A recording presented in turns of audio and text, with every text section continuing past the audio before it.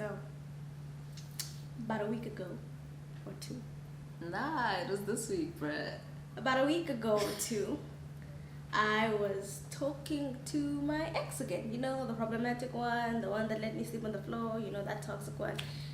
You know, public enemy number one. We were talking, you know. We were trying to Make heal. amends. Bury the hatchet. We're trying to bury the hatchet, even though I was very much tempted to pick it up and slaughter a bitch. But we were trying to make amends and become friends, right? Although in the beginning that wasn't really what was happening. Personally, I felt like I was being gaslighted a little because it felt very flirtatious. But anyway, that's not the point. At some point during these conversations, I considered, what if you actually got back with this person? And I realized, guys, that I would have to go back to being straight. No, I'm joking. I'd still be bisexual. But I would go back to heteronormativity.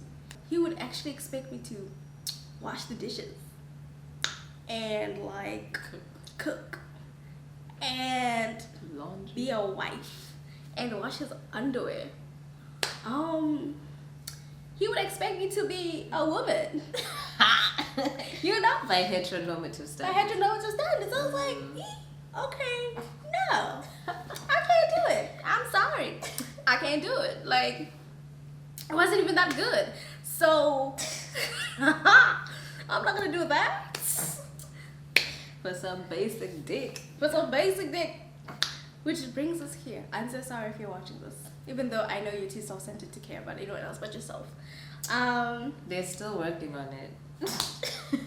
I'm joking. Hi guys, I'm Dumi. And I'm Ru. And we are Rumi. I have to do it. Alright. We're never doing this again. Today we're going to be discussing gender roles in queer relationships, specifically our relationship. If you like the content we make and you want to support our channel, please donate 1,000 Rand to the bank account details below in the comments. Thank you. We would appreciate Thanks. it. Jokes. We're guys. joking. I mean, we won't stop I mean, you know what? If you really want to do it, I can slide into your DM. But if you do really want to support us, please, literally the most simplest thing in the world, watch our videos till the end. Like, comment, Subscribe. and subscribe. And share. Yeah. Share with your friends, guys. Please. Like, you know, why are you letting them stay in these toxic ass relationships? Where people let you sleep on the floor. Okay. In your own room. Whilst you're crying. She really has healed from this, as you can tell. Okay. So the reason why we felt it was necessary to talk about this, besides the submissions in the Ask Rumi, is because when it comes to heteronormativity, there seems to be a guideline on how to relationship, you know. Yes, I stand by that statement. But basically the whole gender roles ideology of how the femme does this and the mask does this. No, it's not even the femme. It's the man. Sorry. And I'm the so woman. clear. Mm-hmm. The man and the woman do this, you know, man is the head of the household, woman is, you know, caretaker, nurturer, you know, birth giver. And, you know, all those wonderful things. Did you try? It's cringe. Because we were raised, we were trained, you know, we were brought up in a world where we were trained to behave in these ways, you know. Like if you showed any characteristic that wasn't in the rule book, you know, you were shunned for it and you were trained to revert back to your default setting as a man or a woman. I don't know who came up with this.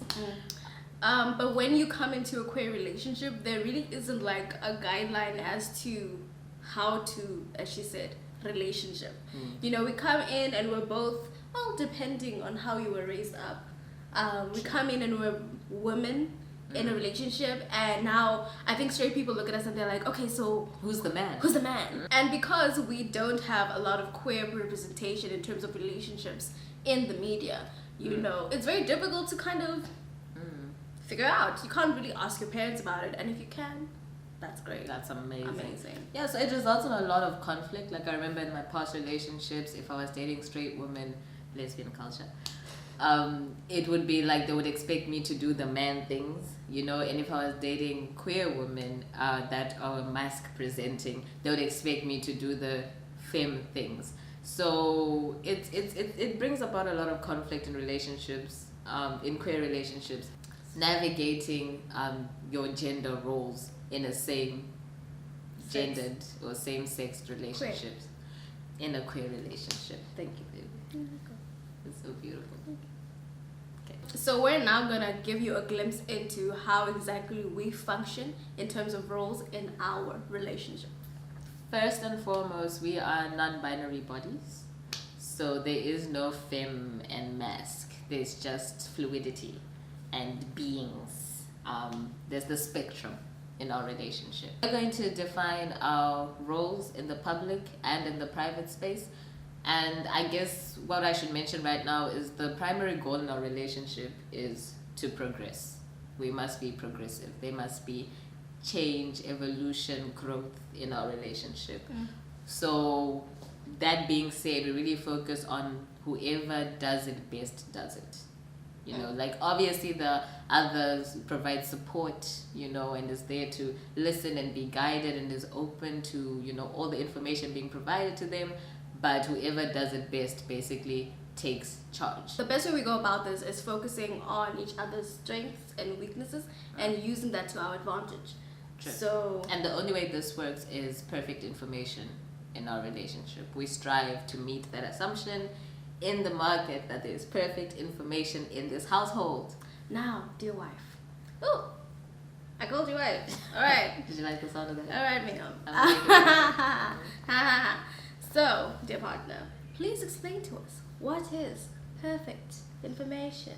So in economics, perfect information is basically the assumption that all producers and consumers have perfect information of what's happening in the marketplace. So if A raises the prices of tomatoes, B knows, the consumer knows, everybody knows what's going on, and then the market can adjust accordingly, right? So in our relationship, it means that when you know something, I know something.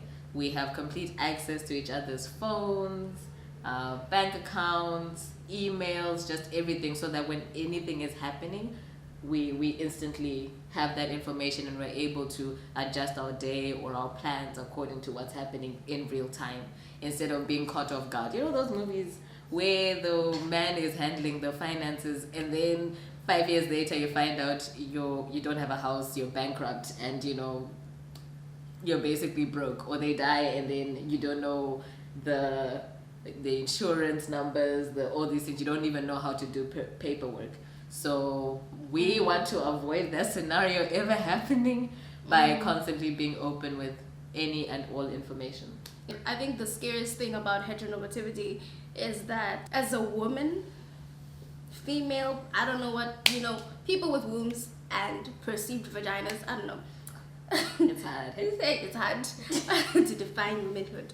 But that we are expected to entrust men with our whole entire lives. Yeah. You know, as you know, things are a little more lenient nowadays, but you know, that whole idea that, you know, the man is in charge of everything that is like money, paperwork, that sort of thing. It's very scary because heteronormativity doesn't focus on people's actual abilities. It is focused on people's genitalia and presumed abilities based on those based on your genitalia, which isn't really like, it doesn't work always, never. Because people are different. Your vagina or your penis is not going to make you good at math or accounting. So now that you're trusting this whole entire person with your life, your husband could really be bad at money and really, you know, you end up bankrupt.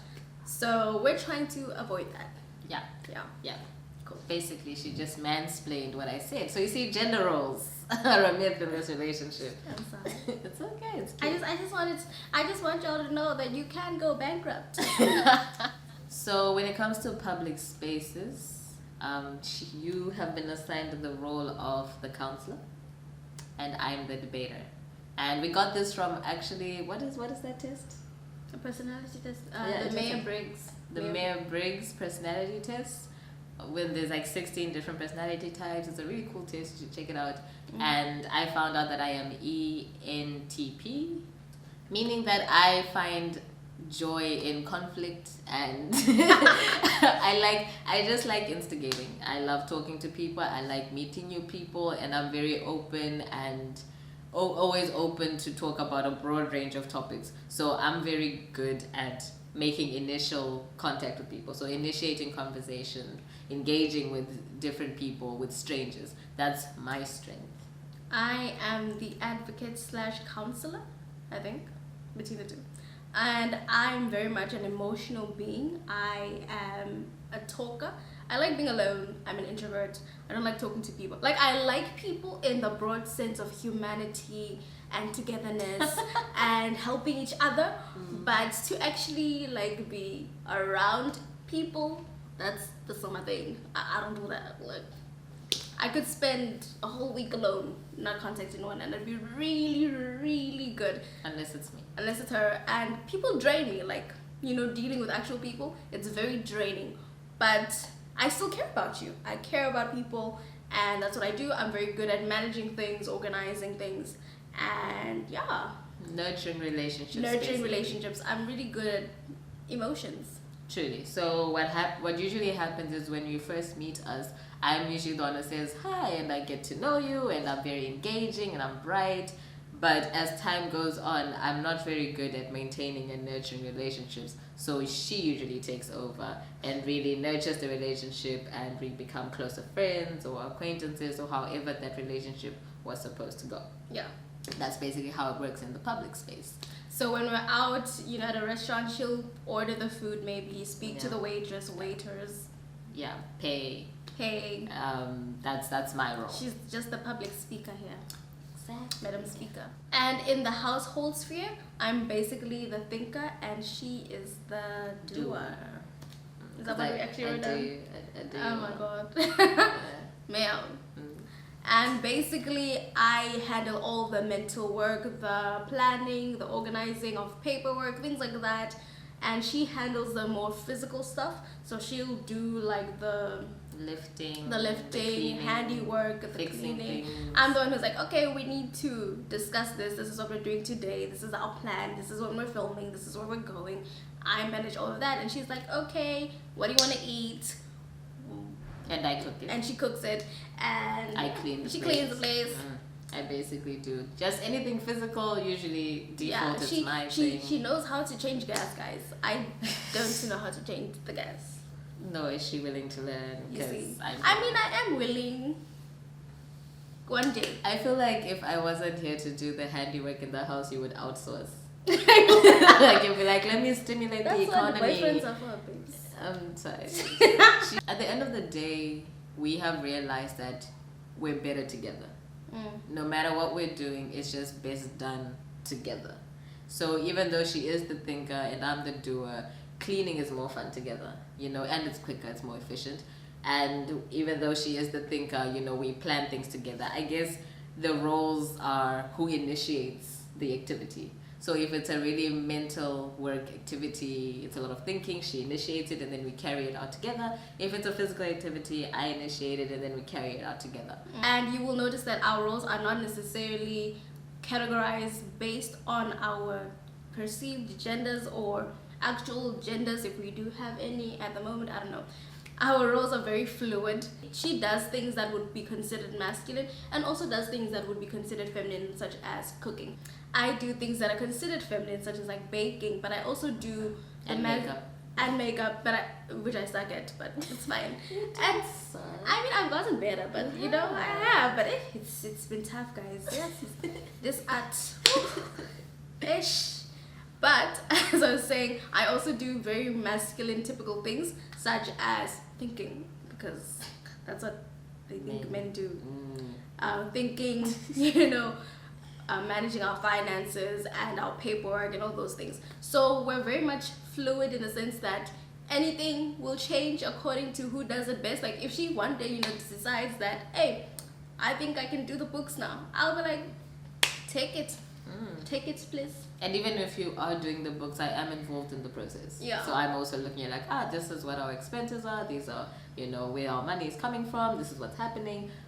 So again, that whole assumption of perfect information really is the stronghold of our household. It's about collaboration. Truly. So when it comes to your relationship, maybe look at who does what best, and use that as a starting point to figuring out what you guys want, how you guys want to contribute to your relationship. And yeah. Thank you for watching. Don't forget to like, comment, subscribe, and share this video. Or donate 100,000 rand. 100,000. Oh, Guys. There's no limits. I'm really joking, guys. I'm really joking. But thank you for watching. See you next time.